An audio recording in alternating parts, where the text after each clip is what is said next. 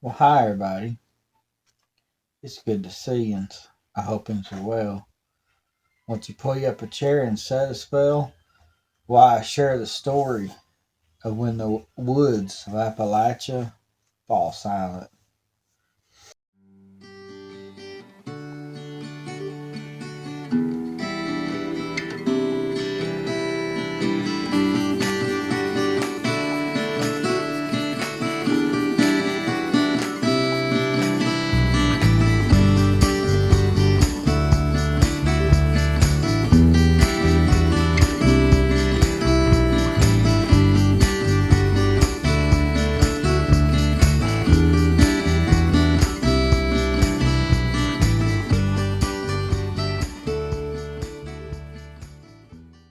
The first story is of a group of men set out on a 5 mile weekend hiking camp in the Appalachian wilderness of Kentucky.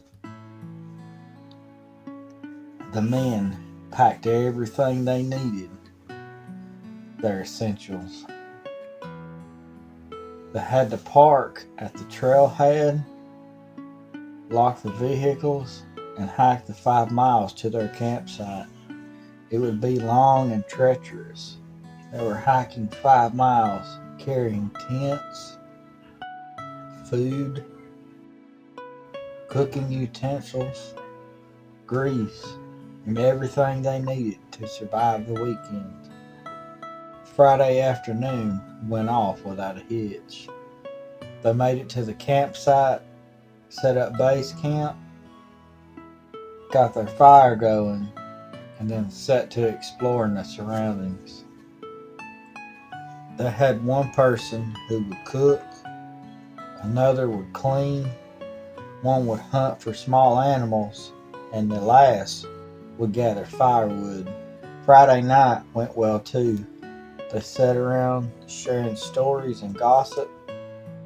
The men got up Saturday, ate their breakfast, and set to exploring more.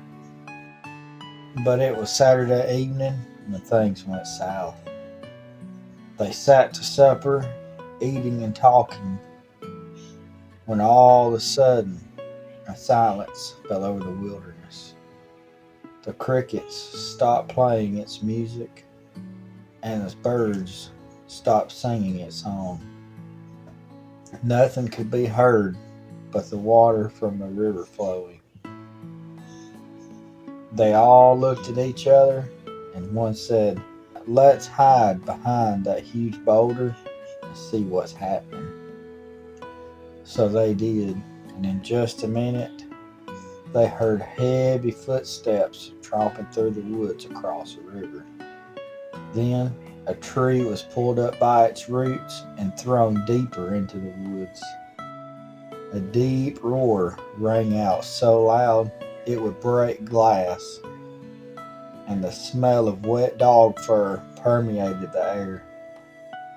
Then the woods came alive again, as if nothing happened at all. Needless to say, the men packed up and ran for home, never returning to the Appalachian wilderness of Kentucky again.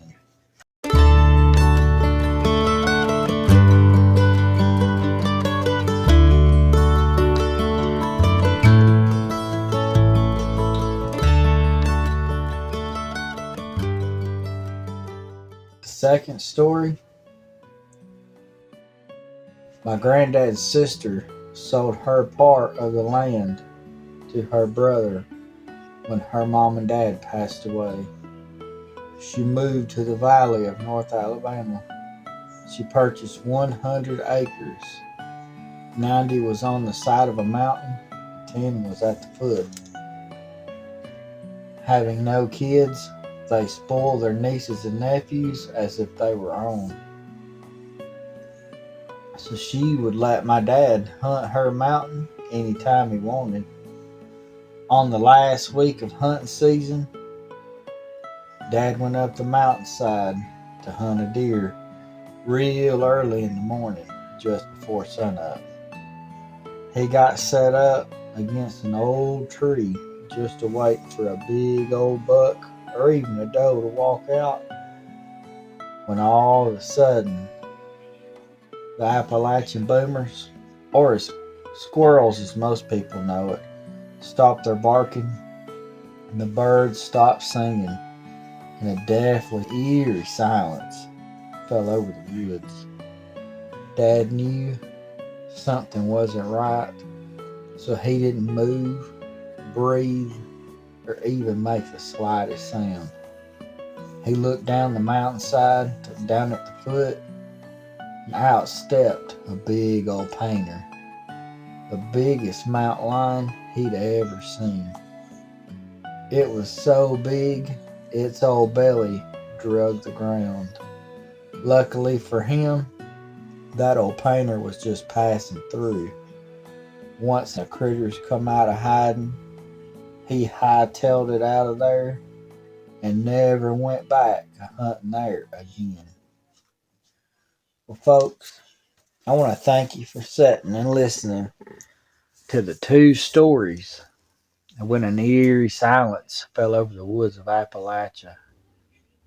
I thank you for listening. I love you to pieces, and I'll see you next time.